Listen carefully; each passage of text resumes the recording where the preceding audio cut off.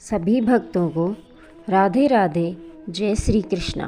भक्तों, आज हम कार्तिक महात्म के अध्याय 22 का श्रवण करेंगे, जिसमें वृंदा की राख से तुलसी जी की उत्पत्ति का वर्णन किया गया है। राजा पृथु ने कहा, हे नारद जी, आप कृपा करके मुझको यह बतलाइए कि वृंदा को मोहित करके विष्णु जी ने क्या किया और फिर वह कहाँ गए। जब देवता स्तुति करके मौन हो गए तो भगवान शंकर ने प्रसन्न होकर देवताओं से कहा, हे ब्रह्मा आदि देवताओं, जलंधर तो मेरा ही अंश था। मैंने उसे तुम्हारे लिए ही नहीं मारा, यह मेरी संसारिक लीला थी। फिर आप लोग सत्य कहिए कि इससे आप सुखी हुए या नहीं। तब ब्रह्मा आदि देवताओं के नेत्र हर्ष से खुल गए। उन्होंने शिव जी को प्रणाम करके विष्णु जी का सब वृतांत कह सुनाया, जो उन्होंने बड़े प्रयत्न से वृंदा को मोहित किया था, तथा वह अग्नि में प्रवेश करके परम गति को प्राप्त हुई।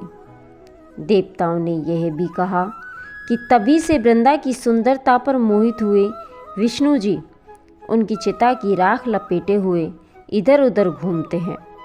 अतः आप उन्हें समझाएं, क्योंकि यह प्राकृतिक चराचर आपके अधीन है। देवताओं से यह सब सुनकर शंकर जी ने उन्हें अपनी दुस्तर माया समझाई और कहा, यह सारा जगत उसी के अधीन है। उसी से मोहित विष्णु भी काम के वश में हो गए हैं। परंतु महादेवी उमा त्रिदेवी की जननी सबसे परे वह मूल प्रकृति परम मनोहर और वही गिरिजा भी कहलाती है। विष्णु जी का मोह दूर करने के लिए आप सब उनकी शरण में जाइए। यदि वह प्रसन्न हो जाएंगी तो आपका सब काम हो जाएगा। शंकर जी की आज्ञा से सब देवता मूल प्रकृति को प्रसन्न करने चले। उनके पास पहुंचकर उनकी बड़ी स्तुति की। तब आकाशवाणी हुई, हे देवताओं, मैं 3 प्रकार से तीनों गुणों से पृथक होकर स्थित होती हूँ।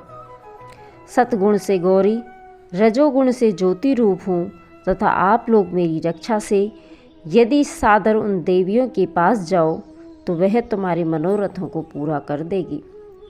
यह सुनकर देवताओं के नेत्र खुल गए। वह भगवती का आदर करते हुए गौरी, लक्ष्मी और सरस्वती को प्रणाम करने लगे। सब देवताओं की भक्तिपूर्वक प्रार्थना से वह सब देवियां प्रकट हो गई। सभी देवताओं ने खुश होकर निवेदन किया। तब देवियों ने कुछ बीज देकर कहा, इन्हें ले जाकर दे दो, तुम्हारे सब काम सिद्ध हो जाएंगे। ब्रह्मा आदि देवता उन बीजों को लेकर विष्णु जी के पास गए। वृंदा की चिता भूमि में डाल दी, जिससे धात्री, मालती, तुलसी प्रकट हुई। विष्णु जी ने जो ही उन स्त्री रूप वाली वनस्पतियों को देखा तो वह उठ बैठे। कामासक्त चित्त से मोहित हो उनसे याचना करने लगे। धात्री व तुलसी ने उनसे प्रीति की तो विष्णु सारा दुख भूलकर देवताओं से नमस्कृत होकर अपने लोक को चले गए।